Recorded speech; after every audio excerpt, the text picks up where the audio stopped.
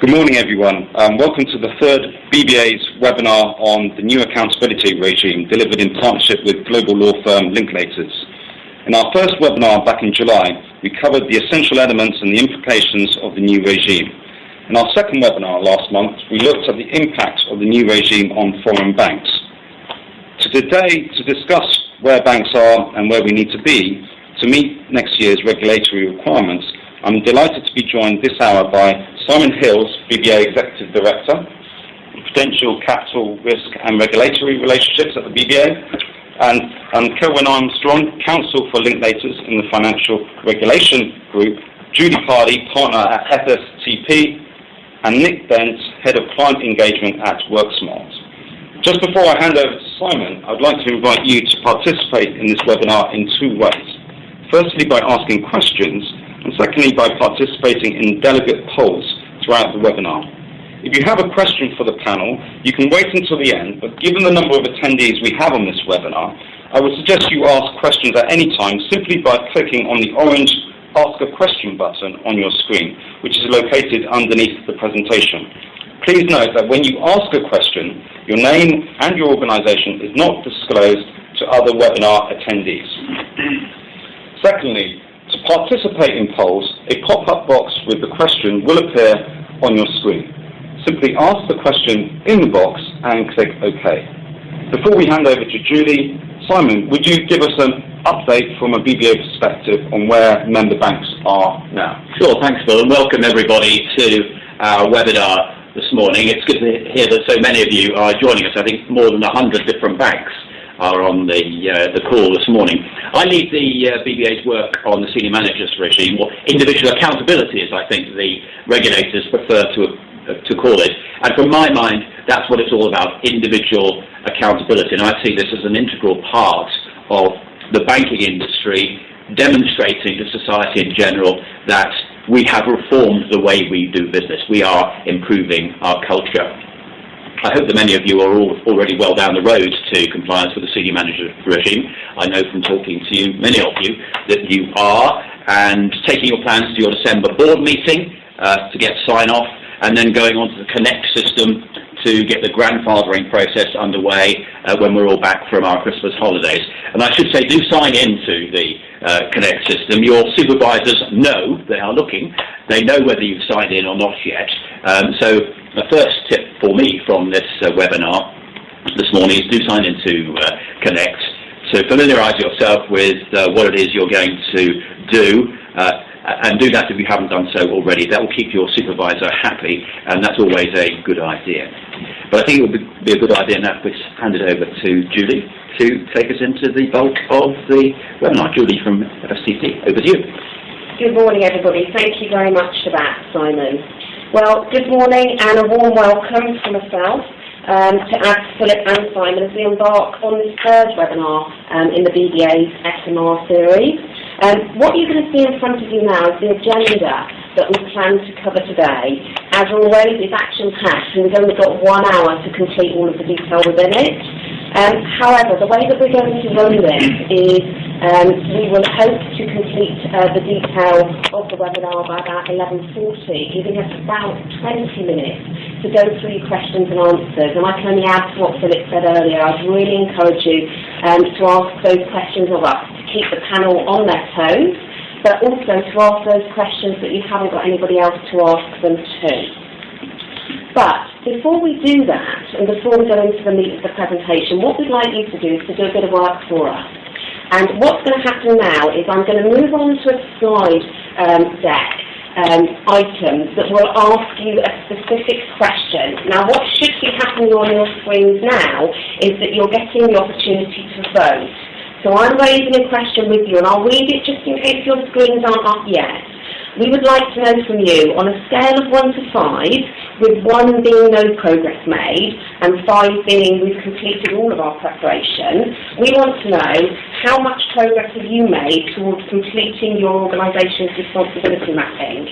You've got 5 options there from A through to E that takes you through the scoring from 1 to 5.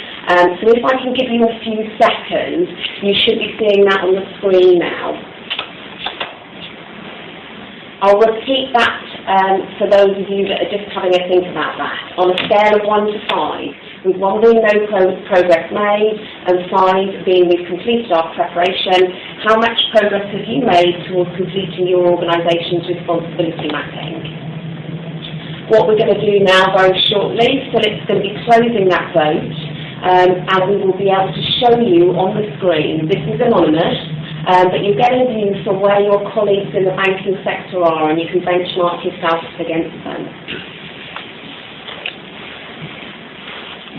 Okay, so we've got a really wide spread there, and there's some, I can see there's some really positive responses there. We've got 40% of those who polled that vote saying they are 4 out of 5 in their preparedness for this.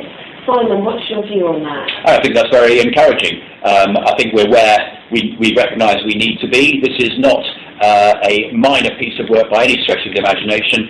We at the BBA have been working with the PRA and the FCA now for coming on for 2 years on this. We've had very good engagement with the regulators, helping us understand what it is they expect us to do. So I think this is good, encouraging feedback. Right. Okay. So thank you for your input there. Can I get Philip to take the second question for you? I'm going to put that up on the slide deck for you now, just because before the polling question comes on. The second question we've got for you is on a scale of 1 to 5, with 1 being not complete and 5 being fully complete, how much progress have you made in writing statements of responsibility where relevant for your nominated senior managers? Again, you'll see from A through to E that you've got a scoring mechanism of 1 to 5, and hopefully you should see on your screen now that the polling that you can undertake. So just while you're finishing that off, I'll just repeat that. On a scale of 1 to 5, how much progress have you made in writing statements of responsibility where relevant for your nominated senior managers? And as you will see, Philip has just set the polling results there. And again, we've got a really interesting split. And it would be quite good to have some questions from you maybe in this respect. We're seeing a slightly higher number of people, 47.4% on that 4 scoring, and a reasonable chunk in the 5. But probably a quarter of our polling votes are down around the 2-1 mark. So again, it'd be interesting to get a feel for where people are with this. Are there any views from the... Yes, I think from my point of view, those of you who are in the 1 or 2 category, it may be down to the fact you've also got to negotiate these statements of responsibility once you've written them with your nominated senior managers. And of course, that adds a further stage to the process. And it'd be interesting, as Julie said, to get some questions and thoughts from you on how you're going about the business of selling the statements of responsibility to nominated senior managers. Yeah, absolutely, absolutely. Super, thank you for that. Now, the third polling question for you, that should be coming up on your screens now. On a scale of 1 to 5, 1 being not complete and 5 being fully complete. Now, we know there won't be anybody in the 5 bracket, I don't think, at this stage, but how far has your firm got in submitting required information through Connect? You can see the scoring mechanisms from 1 to 5 there. Hopefully you should have that on your screens now. And as Simon mentioned, his tip of the day was get on there, get on to Connect, start familiarising yourself with it, as the regulators will be able to see how far you're progressing. But we're interested to see how people are tackling this and whether they really are at that point of inline information submission. Okay, so we've got the results now, and you should be seeing those on your screen. It's not really surprising at this stage that a lot of people, 64% told they would fall into the not complete. But it's really good to see that actually we've got some people that are quite some way forward. We've got over 10% of the vote that people are well submitted there. Simon, would that be in line with your expectations? Yeah, I think so. As I said earlier on, I think my expectation is most of you will be taking your proposals for the senior managers regime, having negotiated them with individual senior managers to your December board, and that will get you the sign-off to go on and get on with it on Connect. Great, thank you for that. Okay, now what we'd like to do is move into the meat of the presentation here, and as I go through, I will be asking the panel here to make some comments. But what I wanted to do at this point is the consultation process and this process of passing information through to firms has been going on for some time now. And as we've moved through the process, there have been a number of areas that have caused much debate within firms and also with your regulators when you've been having your one-on-one conversations. And all we've done here is highlighted just 3 areas where we'd like to remind you of some of the changes that have cropped up as a result of the consultation process. So firstly, if we look at conduct rules and breach reporting, initially there was a proposed requirement for reporting quarterly for suspected and actual breaches of conduct rules for those that are going to fall into the certification regime. Now this has been moved to a proposed annual requirement. However, don't forget that for senior managers under the senior managers regime, the timeline is 7 business days for a firm becoming aware of an actual or suspected breach for reporting purposes. The second one, and something which was quite a hot topic for some while, the presumption of responsibility. Now we know this is being removed and it's being replaced with a statutory duty of responsibility for senior managers under the new regime, which will see the burden of evidence fall to the regulator in the event of failure by an individual in fulfilling their SMR responsibilities. And finally, conduct rules for NEDs. Now you remember from our previous broadcast that if a NED in your organisation is not either the chairman of the firm or a chair of a committee such as the Audit, Risk or Remuneration Committee or even a senior independent director, then they become a notified NED and they don't need regulatory pre-approval. However, we now know that notified NEDs will have conduct rules potentially applied to them. This was covered in the recent HM Treasury consultation on extending the senior manager regime across the wider financial services community, so it's worth noting that that one's on its way. Okay, so let's look at those critical dates. Now I don't suppose we need to really remind you of these dates because I think they're imprinted on everybody's brains, their calendars, their office walls, their project plans and so on. But what we want to do is take each of those dates and just walk through a bit of detail about what's expected in terms of achievement when we get to each of those points. So if we take first and foremost the 8th of February 2016, so what should I have done by then? Well, we know that we need to have undertaken the activities that you see identified on the screen in front of you. Now, for most of you, you've probably already submitted the first draft of the responsibilities map to the PRA by Friday last week. Now, while Friday the 13th of November wasn't a published date, we understand from our work with firms that the PRA had noted an expectation with organisations that the first draft should be submitted ready for discussion by then, allowing the firm and the regulators time to consider the information and discuss and debate any changes needed. In addition to this, and in relation to all that you see above, the PRA has publicly stated, and this is something Simon alluded to earlier, that from the 1st of January 2016, they will be proactively contacting firms that they can see making little progress with their submissions on Connect to see what they can do to move things along. Now, both the PRA and the FCA have said that they don't want firms to leave their final submission to the 8th of February. They expect to receive actually 1,400 at least grandfathering applications alone from firms and individuals affected. And I suspect that the Connect system is going to be under some stress at that point. Now, once that submission has been made, between the 8th of February and the 7th of March, the regulators are going to be checking your firm's submission. But they're only going to be doing that from a completeness check and not from a quality one. Firms should only expect to hear something during that time period if the regulators find that there's something missing. From the 7th of March onwards, the senior manager submissions will pass to the supervisory teams at the respective regulators, and it will be them and those teams that will work with your firm on the data that you've submitted and the quality of it. So I think the message here is no news is not a bad thing after you've submitted on the 8th of Feb. Expect there to be some kind of delay if there unless there's something missing, and then it will just go into business as normal when the supervisory teams work with your data. Okay, let's have a look at that next date. So the next date that we've got obviously is the 7th of March 2016. And as you can see on there, there's an awful lot of stuff. Those bullet points make it seem like a simple task, but we appreciate that it is quite some task to get this implemented. Now, a lot of the activities that need to be completed by the 7th of March after your grandfathering applications are in really focus around training, around systems, around recording mechanisms, and policies and procedures that will support adherence with many of the new requirements. But if we focus just for a moment on training, we know that everyone subject to the new conduct rules, be it Tier 1 or Tier 2, has to be trained in their role, what it means to them as an individual and to the firm. And also that added dimension of what if any rules are broken. This then leads us to a number of other changes, such as the certification regime, but we're going to talk about that in a little bit more detail shortly. So if we move the clock forward, and we go forward to the 7th of March 2017,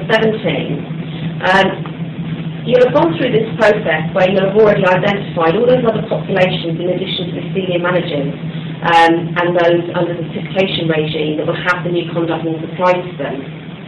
But bear in mind that these individuals that the wider conduct rules apply to have never had, potentially, a regulatory responsibility to adhere to rules such as these.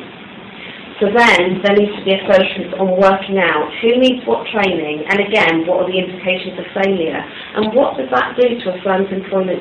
And I'm going to invite Helen to talk with me about some HR considerations. So when we set the systems here, we're actually going to be talking to you about HR considerations that arise from the introduction of SMR. And hopefully, I think we're back on track now, and you should be seeing our screen. So, in general terms, if we think about how wide-ranging the introduction of the senior managers regime is, then from an HR perspective, there are really many, many implications, and you can see some of those on the screens in front of you. From what we're seeing generally in the marketplace in our work with firms, we see that HR play a pivotal role in the success of this implementation within firms. However, in many instances, they are quite a late addition to the project team. As you can see from those subjects noticed there are tasks really within this process that do need that specialist HR or very other specific skills because there are far-reaching implications, especially around failure for some individuals. For example, if I pick up on training and competence regimes and the fact that revisions will be needed, actually you need individuals within your organisation that have a level of expertise in the training and competence rule book, what it means, how you apply it, and how it needs to be amended for different populations. But what I'd like to do is ask Helen from his work in the marketplace just some views about the HR considerations that you might have seen in your work with firms. Yeah, thanks, Judy. So I totally agree. I think the HR piece is really significant for all this, and a lot of firms have had significant HR involvement right from the beginning in their project teams, whereas others haven't. And I think the first approach is probably better.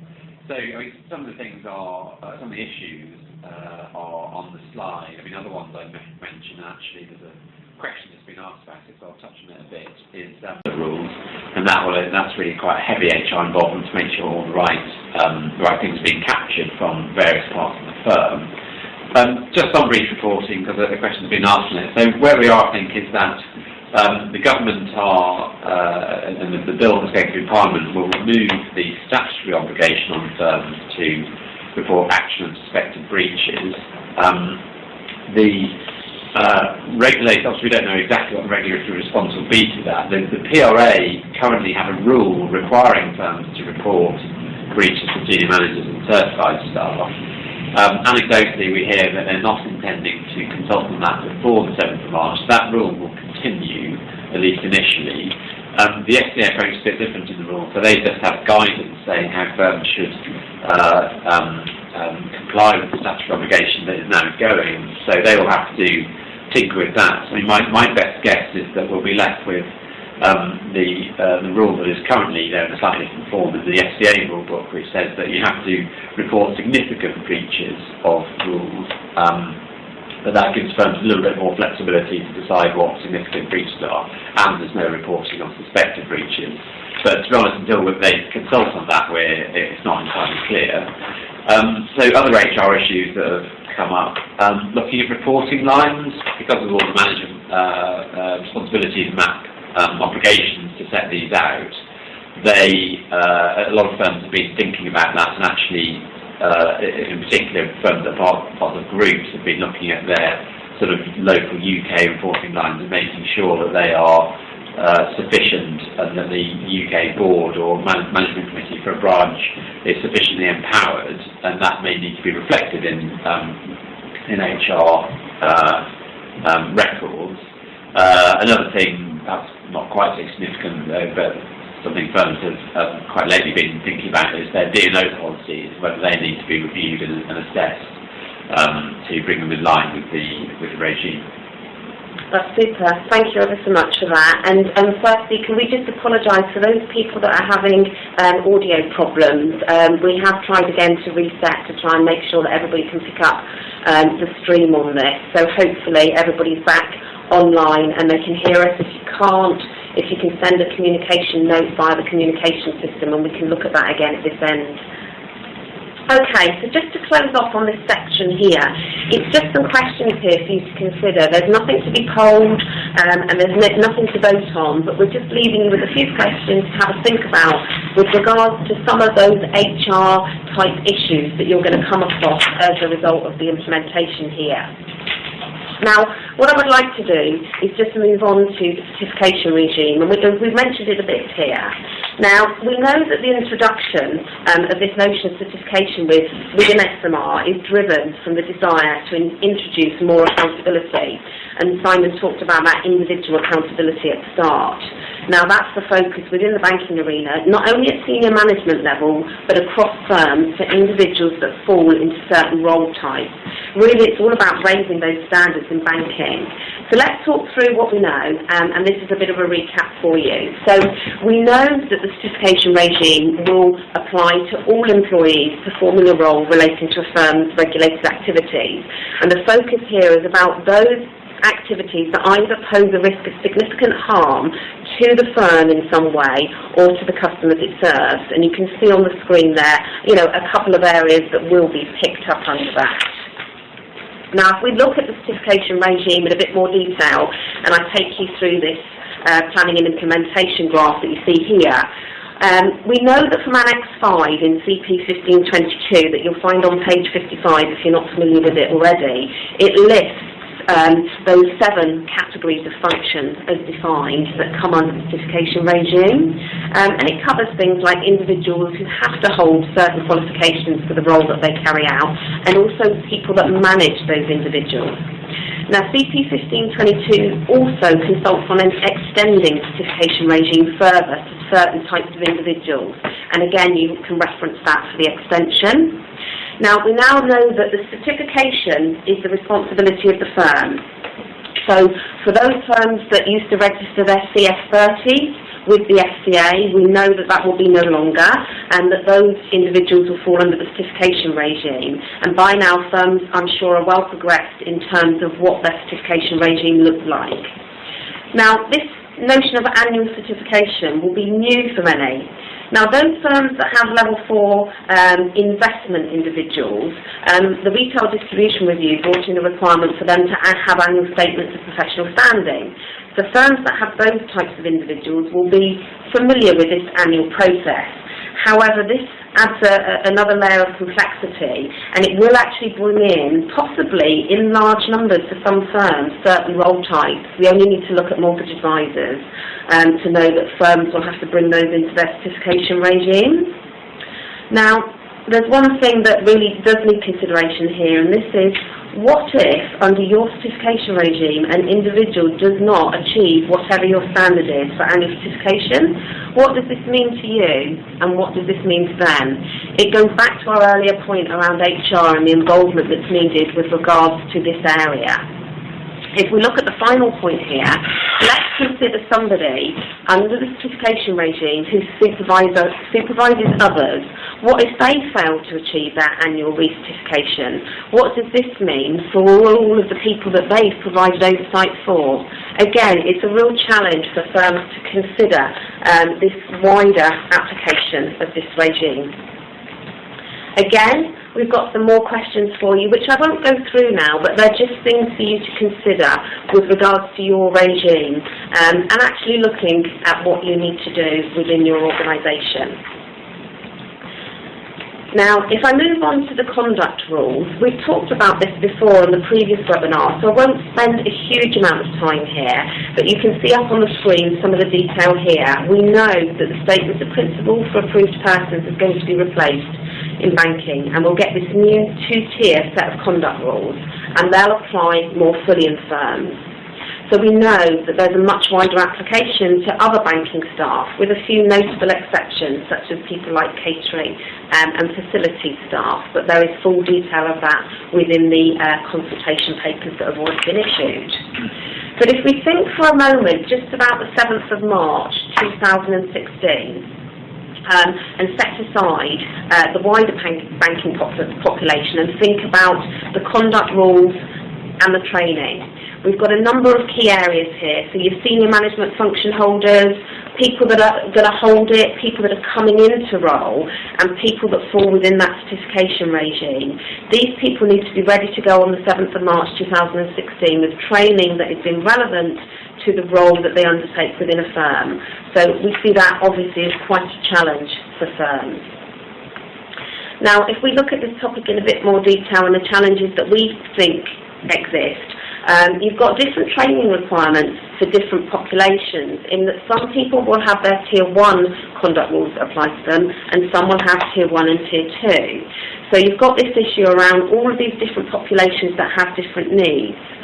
Some of the challenges just might be the number of people, not necessarily the complexity, but just the spread. And also the fact that a lot of these people in the wider remit from now until 2017 will actually be out in outlying branch networks that need training on conduct rules. So there's different implications. We know that the training scenarios need to be role relevant, and this in itself presents a number of challenges for firms, because how do I identify what training I'm going to give to whom? Do I use job role families?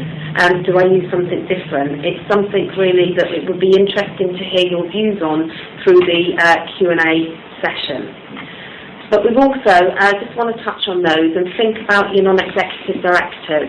We've got your notified NEDs and we've got your pre-approved NEDs. Again, they'll need their training on the conduct rules. So on that note, I can leave you with a few questions that we've come up with regards to conduct rules and those that are covered, some things for you to have a think about when you're looking at the training that you develop for this population. Now, I think at this time you've probably heard enough from me, so what I'd like to do is to hand over to Nick Dent.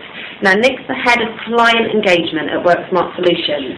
Now, many of you will be familiar with WorkSmart, and you may well use their systems currently to manage people and process risk already within your organisations. But for those of you that aren't familiar, I'll leave it to Nick to take it from here. Thanks, Julie, and morning, everybody. For my part then, what I thought I'd do today was take 5 minutes talking you through the challenges of implementing all of this from a technology point of view. And I thought the best way to do that really, myself and at WorkSmart, we've been working with a whole range of banks for well over a year now, so we have a breadth of experience across the industry in terms of people's thinking.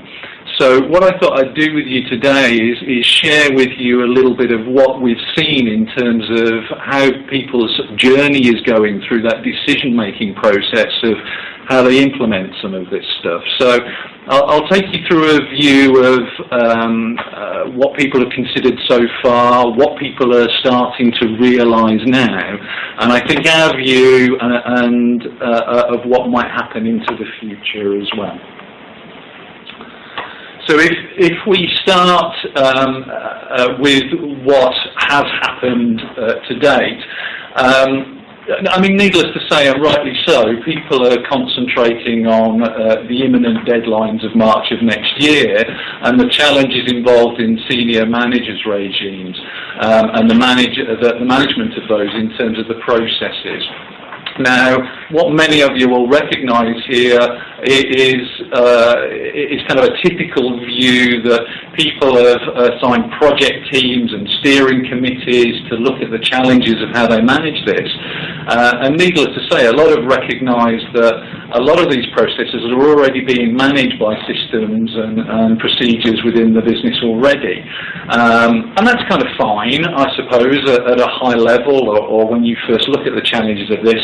So early on, the beginning of this year, we were seeing many organisations making the decision that said, we can probably make do with what we've already got, maybe put a little bit of extra process in place, processes to manage the statements of responsibilities, and of course the creation of organograms and that kind of good stuff as well. But what we've seen happen as people have looked at the challenges of the regime more closely, especially in combination with the processes that we've already got, some challenges have started to come out of that. And really what I've done in the slide that you see in front of you is just collate what we see as some of the key ones, really.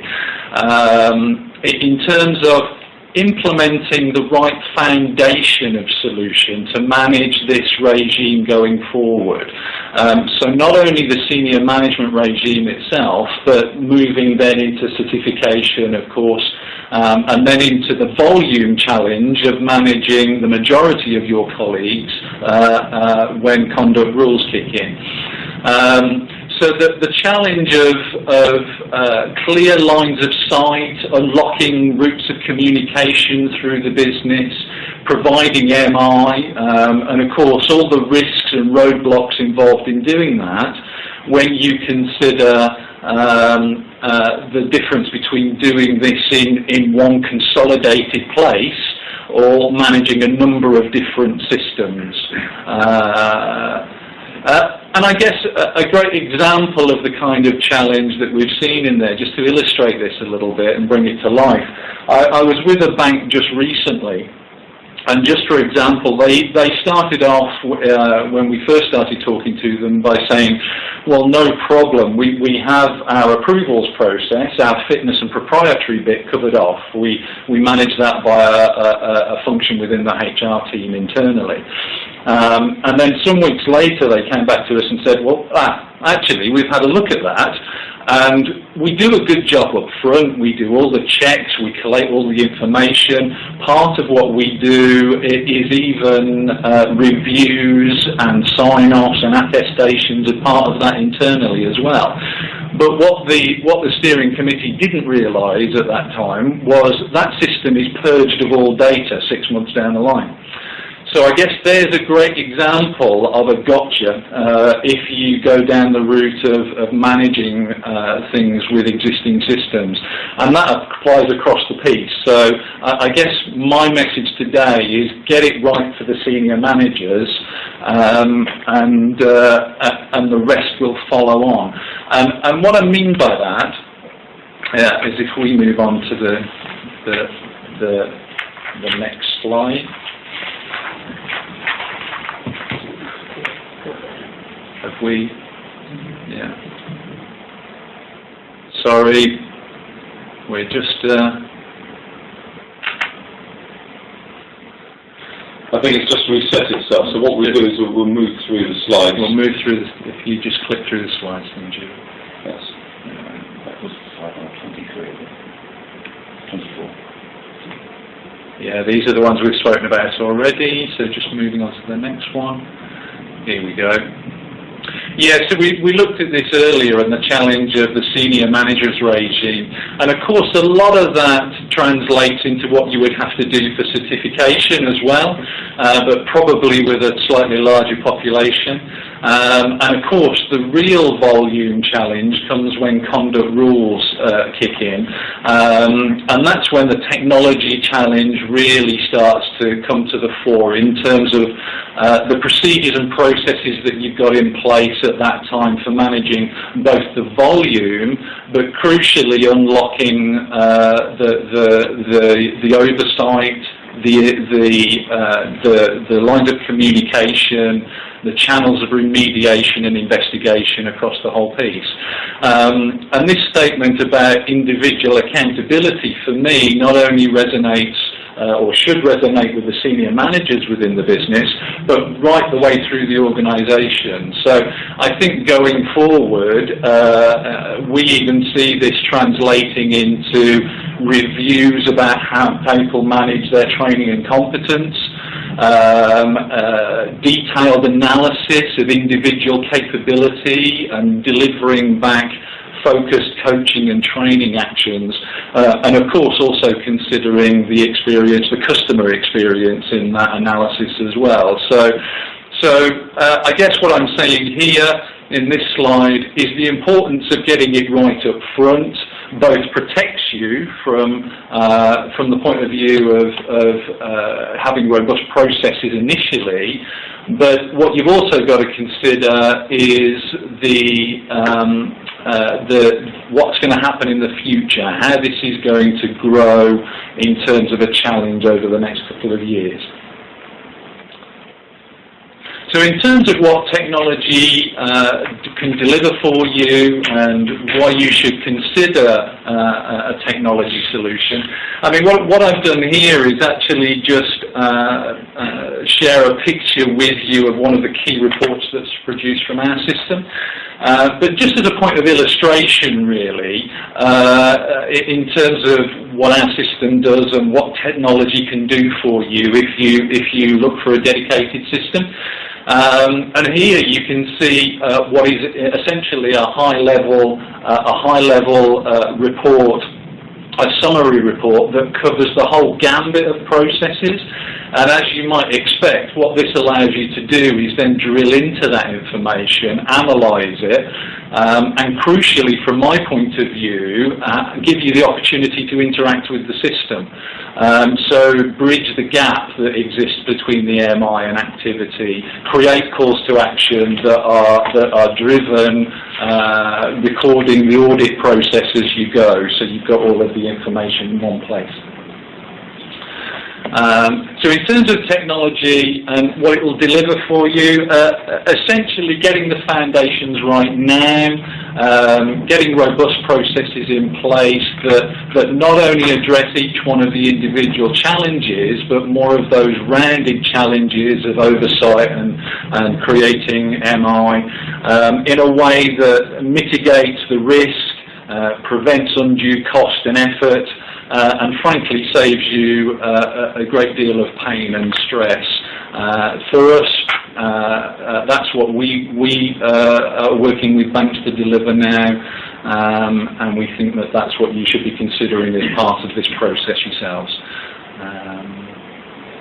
So that's my bit for now. I think we're handing back to Julie now to pick up questions and queries and that kind of thing. That's great. Thank you ever so much for that, Nick. Now again, apologies. I understand that there are continuing issues with the broadcast. And at the moment, temporarily, we have some polling questions that we'd like to put to you, but I'm going to have to leave those to the end of the session while we try and sort out our issues.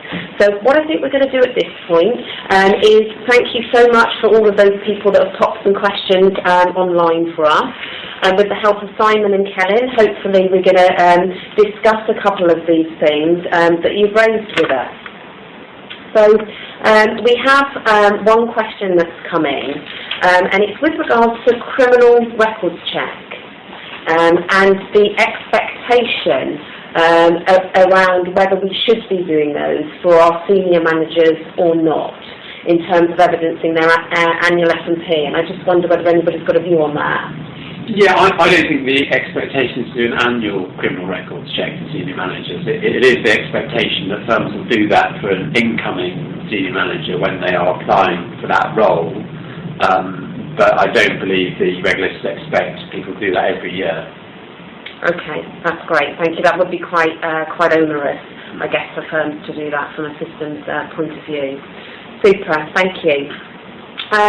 The other one that we've got here is just a panel view, really, with regards to that we've talked about reporting breaches, and we've talked about the removal of some of the obligations. And I think it's more general panel view as to what we think about that and whether it's a good thing that those short-term quarterly reporting requirements are being removed, or whether, because this is about individual accountability, they should still be back in there. I think the important thing to notice here that this is a removal of the requirement from the primary legislation. That doesn't mean that the breach reporting requirement goes away. I'm currently chatting to my opposite number of the FCA to see how they envisage that going forward, and obviously we'll let people know as soon as I understand what their expectations are. But I don't think we should think that there will be no breach reporting requirements at all. And I think it's right and proper that breach reporting happens. Super, thank you. Now, some other questions we've got. One is a very simple one that I can just answer straight yes to, and we're being asked by a number of people whether they can see a copy of the slide deck. Now, this may be because you are having those continuing review problems. Now, what will happen is once this broadcast is being fully recorded, so those of you that aren't hearing the sound first time around, you will be able to go back into this web link later on today. You'll see the full set of slides, and you should be able to hear the volume as well. Okay, we've got some other questions that are coming in around the certification part of the certification regime, and actually that people must have that, or must they have a certificate at the end of it, a physical certificate, and I wonder if the panel have got a view on that. Yeah, I mean, they do need a certificate. There's nothing, I don't think, that says it has to be a physical piece of paper. So it could be, in PDF format if that was a suitable way of doing it. And also the obligation is that the firm needs to give the individual a certificate. So again, it isn't something that can just be sort of in the firm's internal records. It needs to be actually given to the individual. But again, that could be by email, or it could be by handing them something physically. I think the important thing with a certificate is that it's the outcome of the process whereby the firm annually assesses fitness of propriety. That means that the certificate itself doesn't need to go into a lot of detail about that. It can just basically say, we've assessed this individual, we think they're fit and proper. But of course, the firm will need to retain its own records to be able to show, if necessary, how it's come to that view. I think that will be a combination of the sort of processes that it's gone through with all individuals, and probably something specific to that individual, which I think generally would be part of the individual's annual performance management process anyway. But I think if I was a certified person, I'd want something to stick on the wall of my downstairs loo. But joking apart, I think the process of going through the certification process is very much to remind individuals that the firm requires them to be fit and proper, that the firm will continue to look at their fit and properness over time. And let's remember, if you're in a certified role and you lose that fit and properness, then maybe you lose your job. So it's important. Okay. Now we've got some few more questions coming up now, and we're just going to have a look at this one for you. What's the panel's view on whether non-client-facing employees, primarily operational type roles, will fall under the certification regime? The person raising the question feels that there's some confusion because the FCA have recently commented that it only applies to client-facing roles, which they believe is different to what's been said before. Yes, I don't know what you think about that, but I think this is about client and market-facing roles. Yeah, I think that's broadly the case, although I don't think that it's right to say that you can exclude all non-client-facing roles. So, in particular, you need to look at your material risk takers population, and firms have obviously done this already for remuneration code reasons. Actually, quite a few material risk taker categories are non-client facing, so the sort of head of legal or compliance type roles, although to the extent to which it's not already called within the manager's regime, will be material risk takers and therefore certified staff. But broadly, it's a matter of looking at what are currently 7 categories of certified staff, and with the additional ones the FCA are consulting on, and seeing who falls within those. Now, most of those are client-facing, but there is the I think the two that possibly aren't are the material risk takers, as I've said, some of those won't be, and also the significant management category, which will be sort of quite senior people in certain roles. Then it's a little vague as to exactly who will be caught by that, but it may catch some, some of the most senior operations staff. That's super. Thank you for that. Now let's see what other questions we've got now. I've got one here which is probably quite a simple one to answer, and this is to do with prescribed responsibilities. So if I'm a small firm and I meet the small firm's definition, how many prescribed responsibilities would apply to me and my firm? So I think that's something that I can probably pick up on here, and the others may well want to comment on it. With the prescribed responsibilities, you've got the first five from A through to E that were listed in Annex 4 of CP 1522 that apply to all firms regardless of size, and that takes you from obligations under the senior managers regime all the way through to allocating prescribed responsibilities. Then in addition to that, if you are a small firm, and that, there won't be that many in the banking sector to which this applies, but you'll also be looking at the prescribed responsibilities from AA to DD that talk about all the sorts of things around risk management, systems and controls, and financial resources.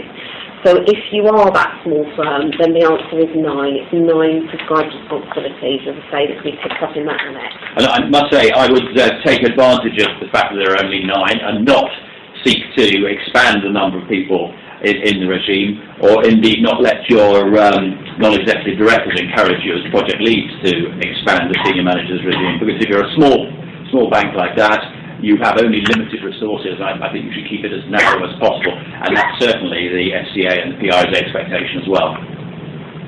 That's great, thank you. Sorry, everybody, I'm just having a coughing fit here. Right, okay. On to some more questions that are coming in as we speak here. And there is a question with regards to 7-day reporting requirements, thank you, and to what this relates to. And this relates to the senior managers regime.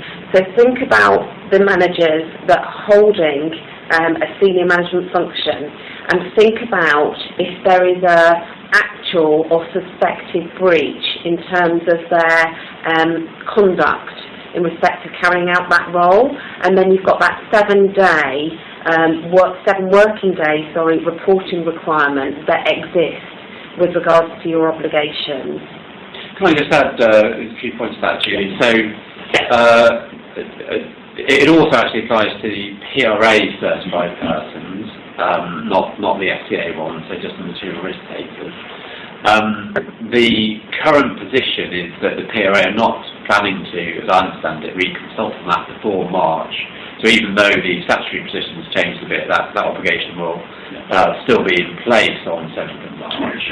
But finally, one thing the regulators have said, which offers a crumb of comfort, is that the 7 days only starts running once you've actually informed your knowledge or suspicion as a firm that there may have been a conduct rules breach. So you do have some time to consider the evidence and possibly ask questions of the relevant people and come to a view, and then you have a 7-day obligation. That's great, thank you for that. We've got another one come in now with regards to certified persons. Do firms need to ensure that certified persons are trained on how the conduct rules specifically apply to them? And I think the answer on that one is absolutely. And you better be thinking about how you're going to get on with it quickly. Absolutely, and I think that you'll find if you go to the huge Appendix 1 that sits at the back of CP 1522, you've got some details in there through COCON of what type of training could be relevant. I've mentioned job role families before, and the way that we've seen some organisations doing this is they look at job role families. So my certified people that may be a customer facing that give advice, and they're going to be trained in a certain way because then you can align it to what they're doing on a day-to-day basis. My other certified people that may be operations back office, that might be responsible for others, will be trained in a different way. So think about your job families. Who in your organisation is covered under the certification regime, and what similarities and what differences are there in the day-to-day operations of the role that they do, and that will start to help you work out how you're going to group people and then work out what their specific training needs to look like. If anyone wants to know where that guidance is contained, it's in COCOM 2.3.2. Is there any stipulation over what type of learning? Is that e-learning, face-to-face learning, such like? Okay, that's a great question. It really doesn't specify down to that level, but certainly from what we've seen, there is a nervousness just to take e-learning. And I think that's probably right, because it's something, for some of these populations, it's so new that actually to put it just onto e-learning maybe doesn't give it doesn't elevate it and give it the importance that it needs to. So the sorts of conversations we're having at the moment seems to be a combination, that blended learning approach that might be some information prior to doing some e-learning, some e-learning input, and then maybe some practical activities to work out what that means to the individual. We've got a few more minutes now. I've got a couple more questions that we'll try and pick up, and then we've got a couple more polling questions. So Philip, am I able to ask one or two more questions, and then I'll get you to set a couple more votes for us? Yeah, okay. Okay, so bear with me then. So, some more questions for you, panel, with regards to prescribed responsibility. And a question, can one of our notified NEDs within our organisation hold the prescribed responsibility around the firm's culture? And that's a prescribed responsibility that applies to larger firms, and it's responsibility for overseeing the adoption of the firm's culture in the day-to-day management of the firm. I think the firm answer to that is no, isn't it, Julie? Because that has to go to a senior manager, and a notified NED is not a senior manager. And my expectation is that responsibility for the day-to-day implementation will fall firmly on the CEO's shoulders. Great, okay. And I've got a reverse question for you in that respect as well. And that is, can one of our executive board members take the prescribed responsibility J, which is around safeguarding the independence of the internal audit function? And I think my view on that is, looking at the Annex 4, it's one of those ones that has to be allocated to one of the pre-approved NEDs. Do you think that would be the case? Yes, there? I think that would probably be the chair of the audit committee would be the person to whom that would be allocated. Yeah, super. Okay, thank you for that. Sorry, Julie, there's two more questions that have just come in, actually. Okay, so we've got a question here. In relation to the certification regime, we are an execution-only mortgage firm. Will our staff who deal with the customers be covered by the certification regime? Now that's a really interesting one, and it's lovely to have one of the most difficult questions at the end, isn't it? I think the answer is not now, but in the future, yes. I don't know what others say. I think there's definitely a piece in there around whoever writes the questions for the decision-making process that takes the customer to conclude, am I having this type of mortgage or that type of mortgage, would have a qualification requirement because it would fall under TC and therefore is likely to be caught. In terms of the general staff that are supporting, I think this is possibly one for debate and a view from others and coming back to you. Yeah, I think so. Yeah, I think that's probably right. I think generally speaking, the extension will only apply to advisors and investment managers and so on. But there is a question there, I think, about whether the staff will be dealing in relevant investments. So we probably need to give that some thought. Okay, so that's not bad going if you've got one question that we can't answer in the fullest extent and we get to come back to you from the questions that have been posted. There's another question that's just come in. So what arrangements should we be you making for breach reporting brackets given the recent announcements?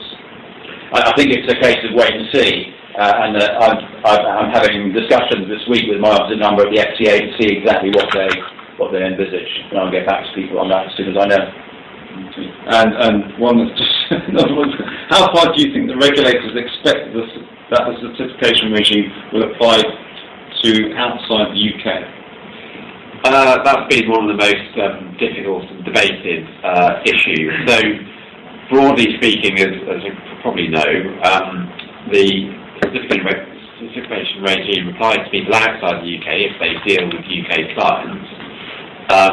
Now, the difficulty there, I think, is there'll be some people outside the UK who are dealing with UK clients quite a lot, and they will be caught. The difficulty is if people may, but probably won't, whether you need to have a rating to certify them, including training and so on.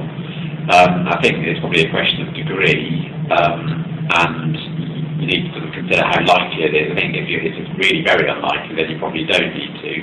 But there's obviously a risk depending on if it gets more likely. The only other point to make perhaps is that the regime only applies to employees of the UK firm.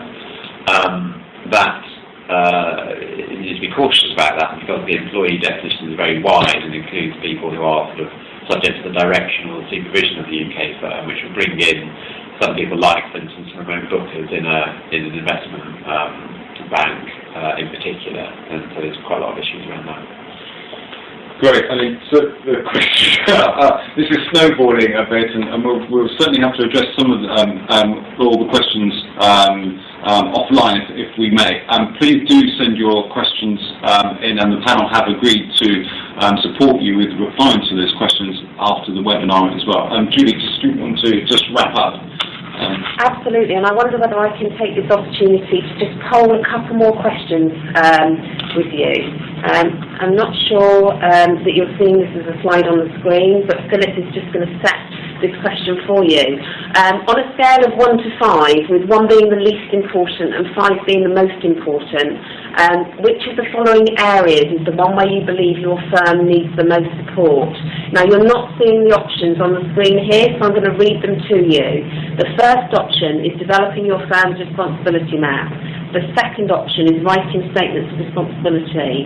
The third option is developing HR knowledge around S&P for the senior managers regime. The fourth option is training those within your organisation who will hold an SMS function. And the final one is training the differing populations on Tier 1 or Tier 2 of the new conduct rules. And I'm just going to say that again for you. Sorry, I know there's an awful lot of words in there. So your 5 options are, your first option is developing the firm's responsibility map. Second is writing statements of responsibility. Third is developing HR knowledge. Fourth is training those who will hold an SMS function. And fifth is training the different populations on Tier 1 and Tier 2 of the new conduct rules. So if you can vote for me what's most important to your organisation, and then Philip will be able to poll those votes and put those live for us. Okay, that's great, thank you. So, interestingly enough, we've got a good split there. So we've got a very small number on just developing responsibilities mapping. I'm guessing that's because we're well down the process in terms of that. Second is writing statements of responsibility. And Simon, that probably aligns to the point that you made earlier, that this negotiation and discussion is occurring within firms. Then we've got nearly a quarter around developing HR knowledge for F&P, and that's certainly something that we've seen here at the BBA in terms of people's knowledge and understanding. And then we've got at least 30% split over the last 2, which is all about training, which I guess is no different than we expected. Then the final question for you to poll, and again this should be coming up on your screens now, on a scale of 1 to 5, and this is asking you what the BBA can do to support you as member firms, 1 being the least important and 5 being the most important. Which of the following areas is the one where the BBA Learning Academy could support you most effectively? And we've got provision of e-learning on conduct rules, or we've got provision of face-to-face briefings on the new conduct rules. Frustrating if you want both, but we've given you an option so you could choose one or the other. So again, it's either provision of e-learning or provision of face-to-face training. If I can get you to vote now, and then Philip will put those results live very shortly.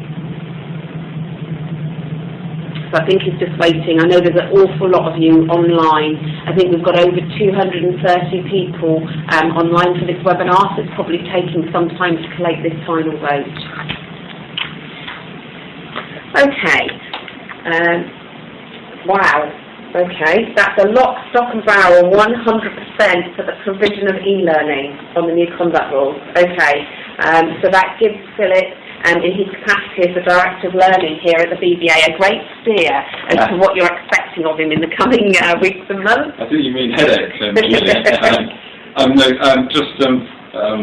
Thank you for our panel today. I know that we've just ticked over time just by a couple of minutes, but I'd like to thank our supporters and our partners on this, Linklaters, and Helen, thank you for your input on this. Simon as well, best wishes with your meeting tomorrow as well. And Julie, our lead trainer on senior managers regime as well, and also Nick at Work Smart, who is supporting a number of members implementing the IT requirements that are necessary to collate and gather this very relevant information in alignment with the regulatory expectations.